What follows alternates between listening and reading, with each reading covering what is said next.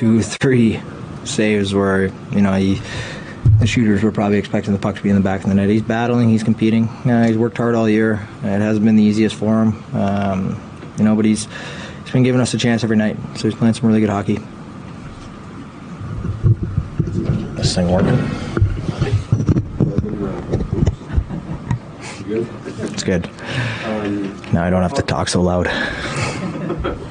How positive is it for you to know that still, even though the result isn't the way is looking what you were expecting, still your line created a lot of chances tonight with Harner and Navarro? Yeah, I think we're getting more and more comfortable. I think the three of us right now are just doing a good job of working with each other, being in the right spots for each other, making good reads, and we're getting more comfortable. So it's been good to work with them. I've enjoyed it. Two very good players, both smart players and reliable players. So it's been in terms of me fitting in with them, it's been a pretty easy transition.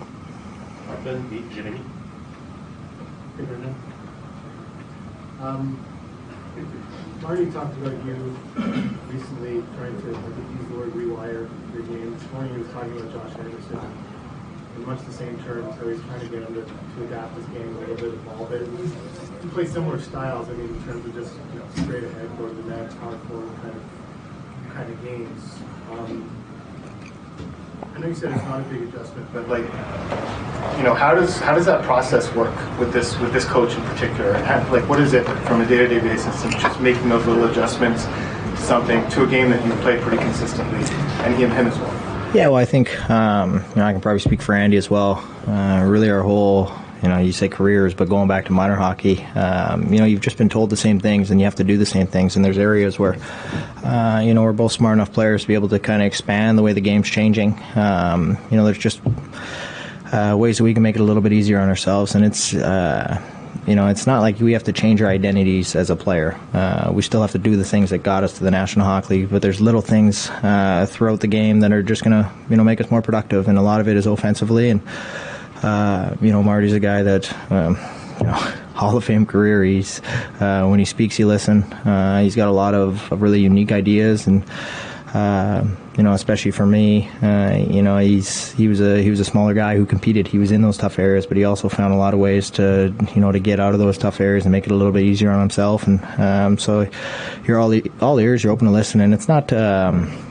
It might sound more difficult than it is. A lot of it is maybe a clip here or there that he'll show us on an off day. And, it's pretty easy to think about. You might not see that same situation for 5-6 games down the road, but it all adds up. And we're both smart enough players where you can, you're not going into a game with all these ideas and crazy things that are on your mind. You're still playing the game of hockey. It's just a couple things here or there that he's trying to add to our arsenal. And, we both believe that they're going to make us better players down the road.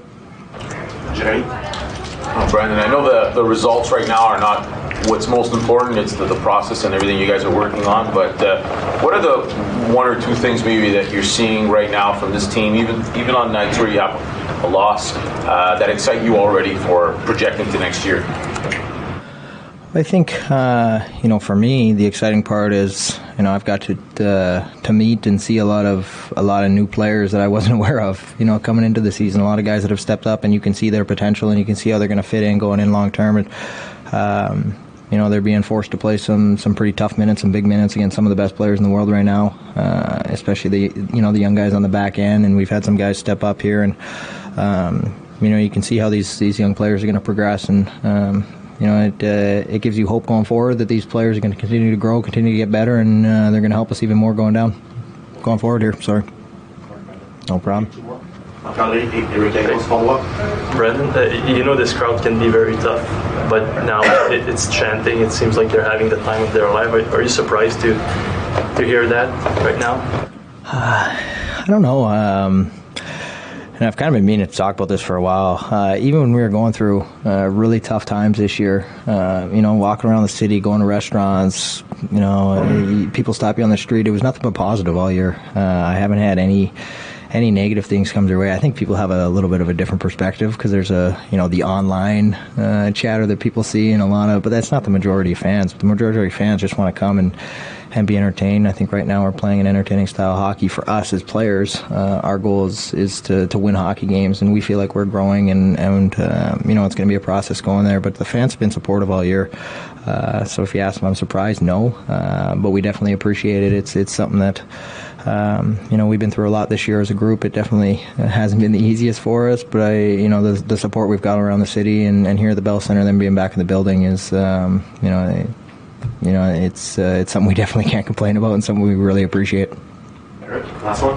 Yeah, Brendan, when you've been asked about changing things stylistically, you've mentioned a couple of times, including tonight to that question, Arvin, that how the game has changed. I don't want to make any assumptions. How has the game changed that is forcing those kinds of stylistic? It's just more strategic. A lot of teams play in the neutral zone where they shift over and they try to clog you. They try to get you on one side of the ice. Before, it wasn't so much like that. Before, you would really have to slash through the middle to create open ice. Now you see 5 guys on that side of the ice. You have to get the puck to the open ice, which is on the far side. It's more a strategic change. I think the Blackhawks a while ago kind of started that with their D-man riding across, and Duncan Keith I remember playing him. It was one of the hardest things to beat and to play against, and a lot of teams have kind of copied that, and there's little things.